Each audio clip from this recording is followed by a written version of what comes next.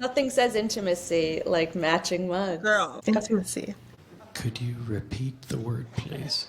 Intimacy. I-N-T-I. Intimacy. Hey, girlfriend. Hey, girlfriend. So, last podcast, we got to talk about the energy of attraction and how to maintain it. And now we get to jump in with a continuation of said topic into sexual intimacy.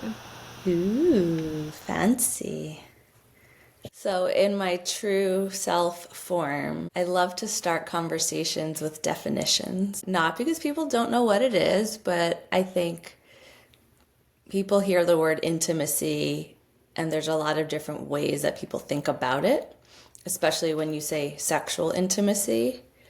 And so I thought it could be helpful to just share how we think about it, because I presume that's really how we're talking about it. Yeah, perfect place to start. Go for it. Intimacy. Intimacy. I-N-T-I.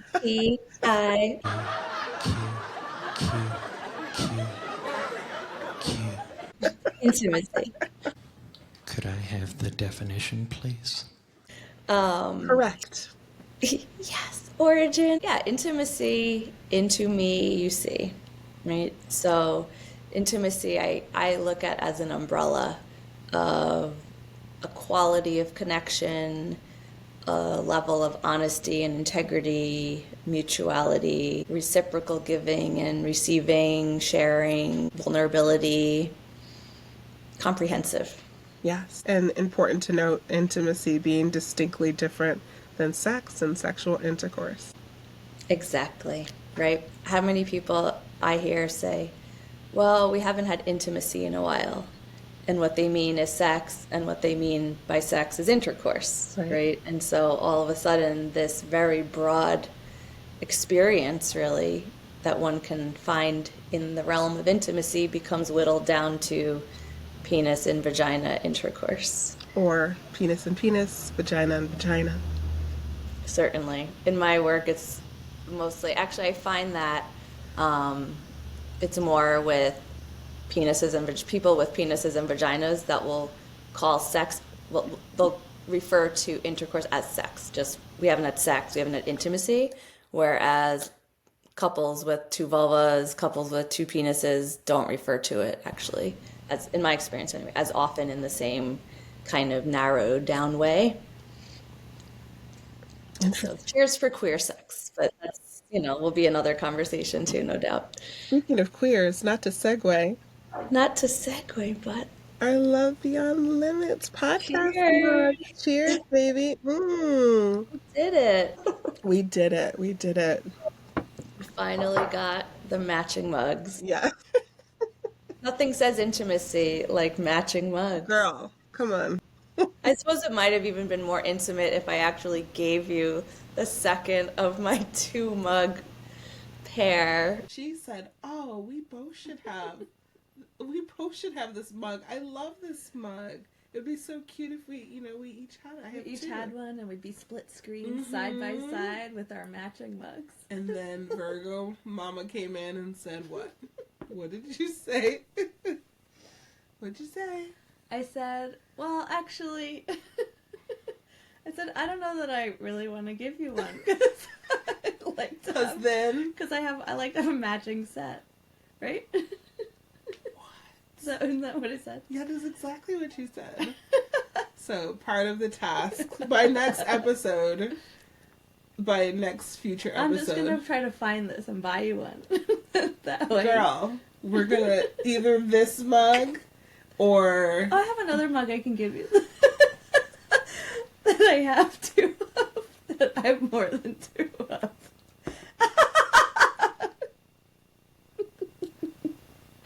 That's such a perfect example. Such a perfect example. My poor Piscean heart is like, this chick will not give up her mug. My daughter got them for me. Oh, that's all you had to say. Well, I just thought of it. Is it true? But as we already talked about, that was connected to my daughter, so that wasn't actually. I'm over it. I'm more than fine now. Okay, I'm glad moved on from that moment in time. But yeah, so last time we got to talk about attraction and energy as connected to attraction. We talked about the importance of people in the relationship bringing an intentionality to their time together Yeah. and how they spend that they have time together and how they spend that time. Yes, we also talked about how people get to bring the best of their energy, right? The very Yeah. best. Give your partner the very best of you.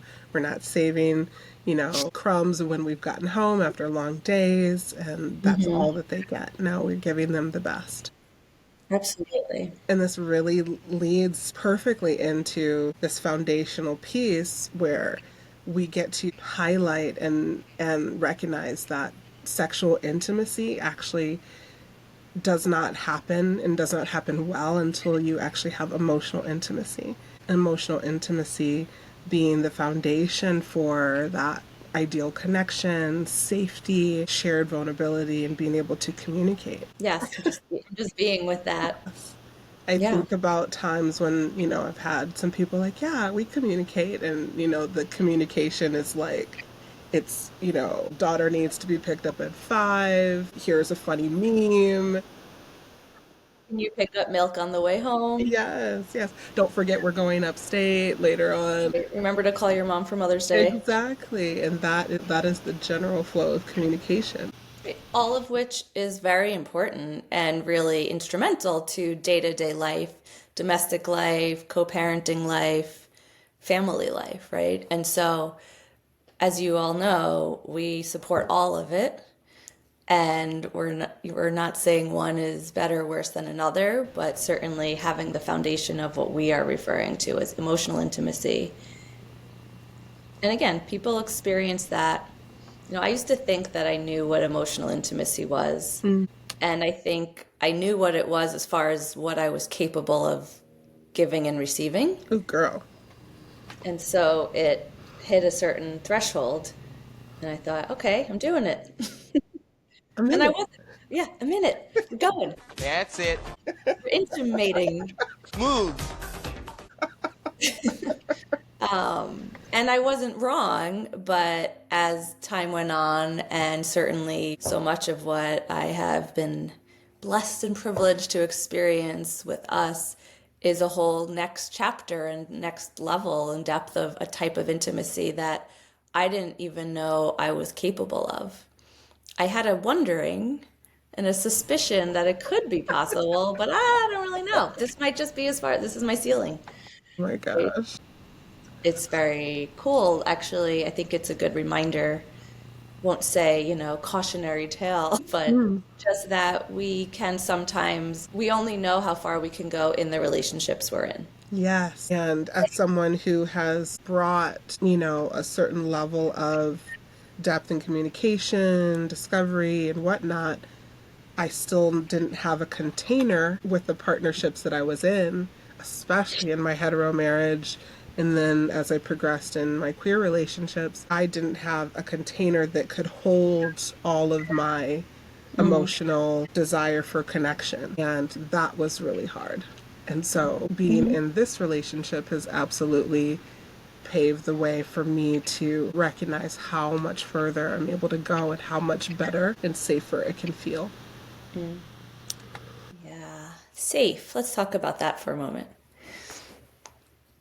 So, along with family life, domestic life, whatnot, a part of quality connection and certainly part of intimacy, the umbrella of intimacy, right, is feeling safe. And I won't define that because that really is so unique to the person, to the environment, to the relationship. But we did, of course, talk about safety in different ways in our podcasts ago around healthy and toxic traits in relationships.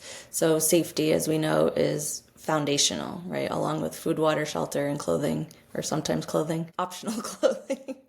Right? There's safety. And what I hear in how you're describing your experiences with not having and then having what you're calling a container, there is a closure in which you can bring all of you.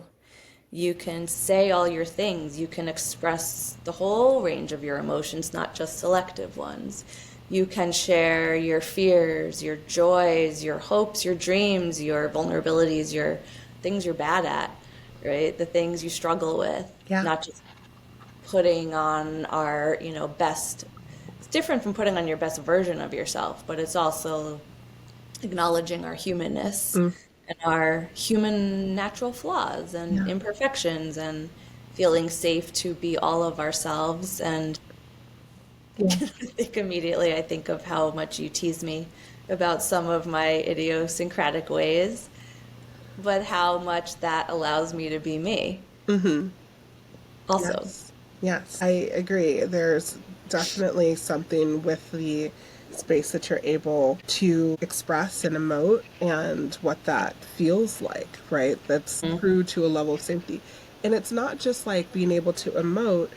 When I think about all of the clients and all the people that I've worked with that have always had this story of being too much, right?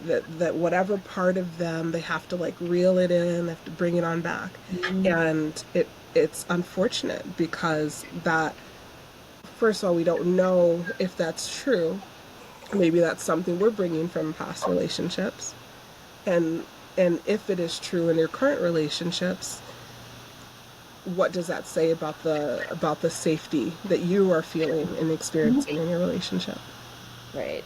And so important to know that that's not an actual fact, right? Being too much or I'm not doing enough, right? That these are not hard facts. They're very related to the dynamic of a relationship and action reaction. And, similar when people say they have a high libido and someone else is like, yeah, well, I have a low libido. And it's not that they're wrong, but it's often because they're comparing to each other. And so in this Yeah. dynamic or dyad, someone's is higher than the other, and then people put themselves in this binary. And we also have that similar space where someone feels like it's higher and the other feels like it might be lower, but we might have someone with the lower libido that has a higher emotional need. And that emotional need isn't being met, and therefore the libido has lessened. And so when we're looking at this dynamic, like what is really happening where all of the needs are being met regarding safety and respect and vulnerability. It's a perfect way to bring it, or really bring it back to, but reinforce this notion of the emotional intimacy really being the groundwork for enhanced sexual intimacy, right? So, exactly, high libido, low libido, high desire, low desire. Oh, he or she wants it all the time and they don't. It's like, Mm-hmm. well, again, because it gets so partialized and Yeah. compartmentalized and like sex lives over here Mm-hmm. and then it's forgotten to be connected to a lot of other things. Yeah. And I'll tie it in, briefly to like just our dynamic. I know for me, I am most connected to you and most interested in engaging in our sexual intimacy when my emotional needs, I know, when my emotional needs are met. And if I know if there's something, even if it's this little minute piece, we get to talk about it. And close the loop. I do need to close the loop. I can't move on. I need to erase the question mark. I need to make sure that that piece is talked about before I'm able to move forward. And in no way, shape, or form is it like a hostage type of thing. Like I'm not willing to, but I just don't have the drive for. And as soon as that's cleared, it's like all systems Green light. go. Yeah, total green light. It has me think about just evolution, my own evolution. And I used to feel or believe that I would feel closer because this is a thing, right? For some people, like you said, their emotional needs need to be addressed and tended to before they have access to their sexual desires for this person or with this person. Or even that they feel, I don't even feel sexual until they've asked me how my day is, right? Until there's some kind of personal, emotional, interpersonal connection. And then for others, so it's sort of like emotions before sex, right? And then for others, it's sex before emotions or sex leads to emotions, right? And I think I used to believe I was more the latter of, oh, well, let's just have sex And that doesn't mean intercourse. Let's just have sex in whatever way we're having sex. And then that will have me feel closer to you. And then I can engage on a more emotionally intimate level. And that was true in certain ways, because I think wherever I was having walls up emotionally or not in trust or whatever was going on for me at any given point, having the physical connection and feeling close to a person that way, or even just feeling good in my body, even if it was a little bit more of a selfish experience, having that access to some kind of pleasure and release, I then was like, oh, okay, now I'm ready to hang out with you, right? And now I feel whatever I felt, right? But I really think that over time, and even then, it really was wanting to feel close emotionally, but I put so much on the role and importance of the sex as the gateway to the other things. Oh, And I don't think it's wrong. It's just not that black and white. indeed. I like that we're talking about the components even of emotional intimacy. And again, they're different for all of us. And part of our own personal work, I think, is to identify what our overall needs are, what our relationship needs are, what our emotional needs are, what our sexual and erotic needs are. And part of building that kind of intimacy and relationship is to be able to communicate those pieces, those ingredients to your partner, and vice versa, right? To have both people, all people, however many people are in the relationship, have everyone involved be able to communicate and share in a way that feels open and honest and authentic. These are my needs, these are my preferences, this is what's important to me, this is where I have these desires. And,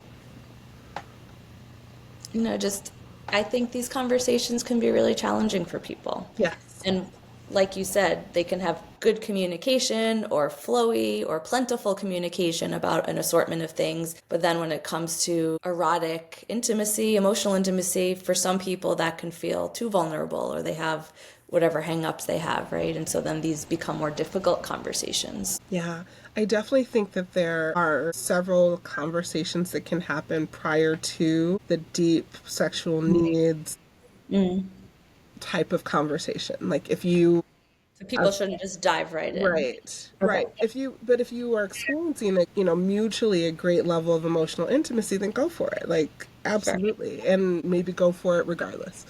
However, if communication and emotional intimacy has been challenging at times, I would say starting a few steps back, really like maybe some general conversations around likes and dislikes that are not likened to what you want to do exactly with the person, right? Maybe like how things were when you first lost your virginity, or when you were younger, like what were some of the things that, some of the movies that you like to watch? Like who did you find attractive? Like what, these kinds of things that talk about attraction but are not specific to you and the other person.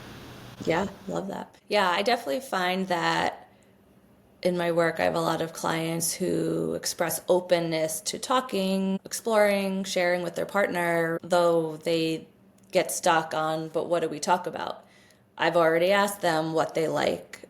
And like you said, it can so often be, I like kissing, I like oral sex, right? That it becomes about the sexual activity versus a more broad experience, right? And I find for, at least in my work and with clients, I have handouts, here's a list of questions you can ask. Here's a list Yeah. of fantasies you can review and look at together to just prompt conversation, right? It's not that, again, here's a list of activities to choose from, although I have those lists too, but it's really just to stoke thinking about it, right? I know you and I have talked about different kinds of card games that Yeah. exist that can just be this sort of external entity to the people talking.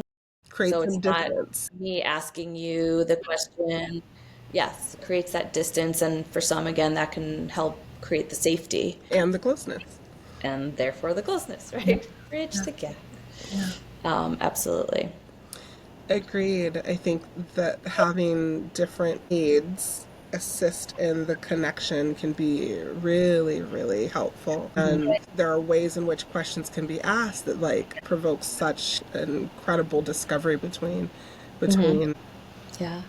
I had a conversation with someone recently who, in our talking about when did you become sexually active, right? And this person shared, well, I've been sexually active my whole life for as long as I can remember since I was little. And I really loved that answer because they were really, what they then elaborated on was how for them that meant early fantasies.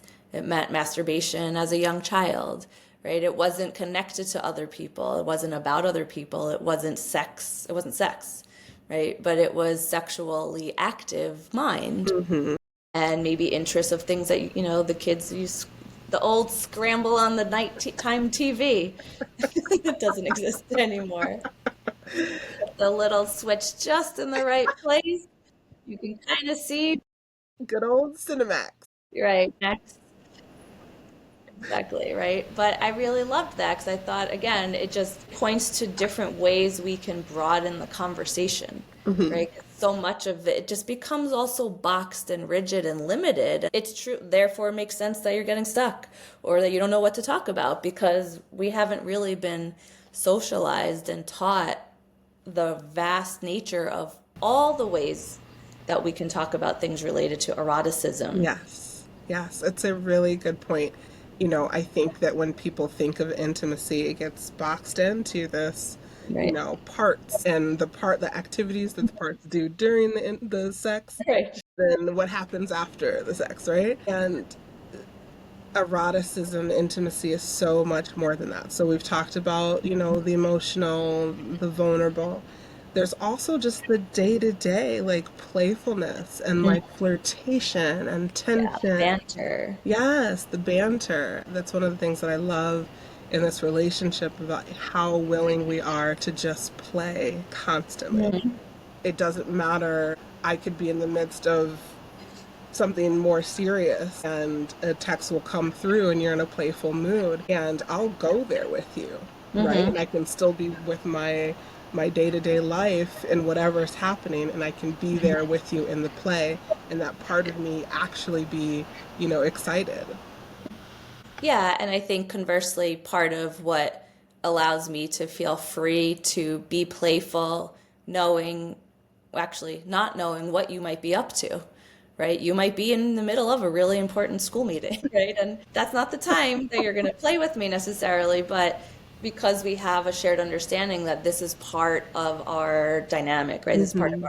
part of what we find fun in our connection, Yeah. and it's safety, Mm-hmm. right? It's I know that I can throw this out to you at any given moment, no Right. matter what's going on, and I'm not going to be judged for it. Mm-hmm. I'm not going to be critiqued. I'm not going to be finger wagged Yes. about it, right? And Don't you know it? I have that 2 o'clock meeting and da da da. right, you shouldn't have done that. This is not the time, Right. right? Which just boom shuts it down. And then meanwhile later that same person is like, "Okay, I want you to do this with me," or Mm-hmm. be flirtatious. And then I'm like, I don't feel safe actually now Exactly. to be that way, especially not on demand. Like that Mm-hmm. just came from this spontaneous, light, playful place. Yes. And I was reaching out to you, right? It's really, it's an invitation to Mm. connect. It's a bid for attention. It's a bid Yes. for connection. Yes. And I think it's also a practice, right? I think truly some people naturally just embody a flirtatiousness and yeah, a certain lively energy, right? Definitely. Although I think that many of us have it, but it's not harnessed And it's not practiced, and right? it's not practiced. Like we've had our hands slapped in other relationships, or it wasn't reciprocated Yes, in a yes. way that really felt like the person was in it. And so maybe we don't try it with the new relationship, whatever it is. But Mm-hmm. even if, to bring it back to the school meeting, like even if I am in the school meeting, I'll see the text, I'll heart it. I might send like a quick, like flirty something back, ooh, baby, can't wait, or something, and then move into the business that I'm up to. Or if she doesn't need to be a part of the business, I'm just handling business. But I'm able to keep both of those things happening and have her feel honored as, have you feel honored as I'm going about the day to day. Yeah. Thanks. I appreciate You're that. welcome. Mutual. Yes. Reciprocity. Yes. part of this is having me also not to be in the definition space again, exactly, but just thinking about, again, we'd say sexual intimacy. And I know, you and I, even in our conversations, we've broadened it to erotic intimacy. Yeah. Right. Yeah. And where the banter, the flirting is part of that, right? Where some people would say that's not sexual or that's not, I don't know, right? They just put it in a different category, right? Right. That it's sexual if I say, I want to do this to you, to these parts, da da da da da. But there's other ways to be playful and it can just feel erotic. And thinking about eroticism as aliveness, which we've talked a little bit about, Yes. right? And As this vitality. ability. Exactly. Ching. And so we touched upon this in the previous podcast, but when you think about attraction, when you think about your own energy and the energy between you and a partner or partners, that vitality, right? How are you investing in your own aliveness and your own pleasure? Nothing to do with erotic and sexual pleasure, just your pleasure in life. Do you experience joy? Do you find activities pleasurable? Do you enjoy your food? Yeah. Do you pay attention to how food tastes? Do you notice the sunset?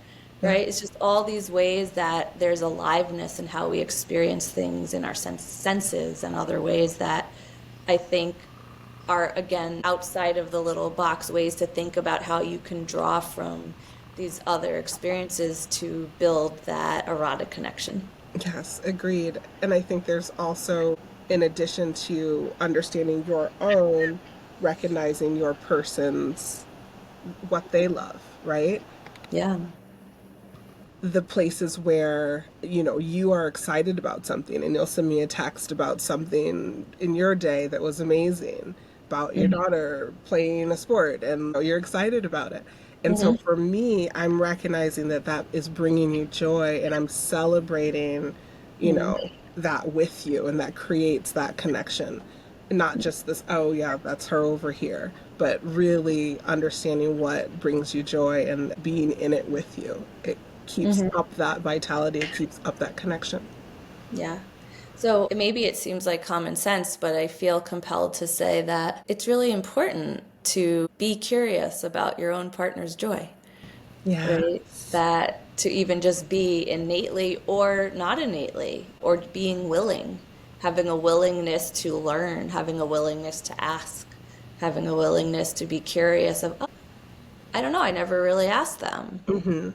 Like what really like fills them, what fills Right. their cup, right? I see them doing what they do in life, but we've not really, I don't know, I guess I've never really asked that question. And why? Why does that fill your cup? Like, why do you? Not just what, but Yeah, yeah. exactly. So, and knowing that this is really the key ingredients that translate beyond space and time, that keep that fire going, that desire going, because understanding that you as individuals, this is the spark, these are the sparks that create us as a couple. Keeps those electrons flowing. Yeah. Electric. Yeah, it's so true. I love this conversation, and I think that there's just a lot to be with around how we can learn and contribute to the kind of connection we have with our partners. And there's so much about good sex that comes from everything not to do with sex in a way. Oh my God, that is bars right there. Bars. Yes, yes. Sex exists so far outside of the bedroom and everything. I would even give it a percentage. I would say 75% of sex exists outside of the bedroom. Do I have any science to back that? No, I do not. However, In experience. Ameenahology, great, yeah. I mean, I think so a therapist once said, good sex or like foreplay begins at the end of your last sexual session, Yes, so good. right? So that the foreplay is way beyond just the literal, let me go first base and second base Right, before we go to third and, home right. run, right? Which is also, anyway, other conversation. Girl. Yes, Yes. but just there's so many ways to build to build that on a day-to-day, no matter how busy we are and no matter how full our schedules are and all the responsibilities that can weigh us down and put sexuality, eroticism low down on the ladder. But there can still be ways that don't actually take as much energy as you think to just put little deposits. And I'll say it's fun. Like, this Fun. shouldn't be laborious. Like, and if it's laborious, Absolutely. figure out why it's laborious because it should not be. It should be fun Right. and like it's Should not feel exciting. forced. Yes. Right, right. Well, and which comes back to play, which comes back to safety Safety. because do do arrows. Yes. Yeah. Totally. This is so good. I can't wait to keep going with this conversation. We're slowly making it to the bedroom in our conversation. Little by little. Little by little, but we're giving you all of the goods so you can get there and really have a fulfilling sex life. Cheers. Cheers to the Triumph. fulfilling sex life. Salud. Salud, All salud. the things. All right. Well, it's been great. It has been. Bye, girlfriend. Bye, girlfriend. Thanks for joining us on the Love Beyond Limits podcast. If you enjoyed our conversation, please feel free to subscribe and stay tuned for more episodes. Be sure to follow us and join us next time.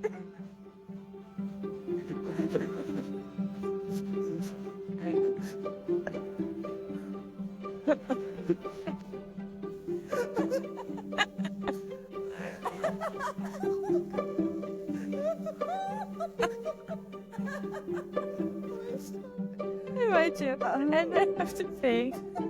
Okay, we gotta do it. We gotta do it. Be sure to follow us and join us next time as we continue to break boundaries and celebrate love in all its forms.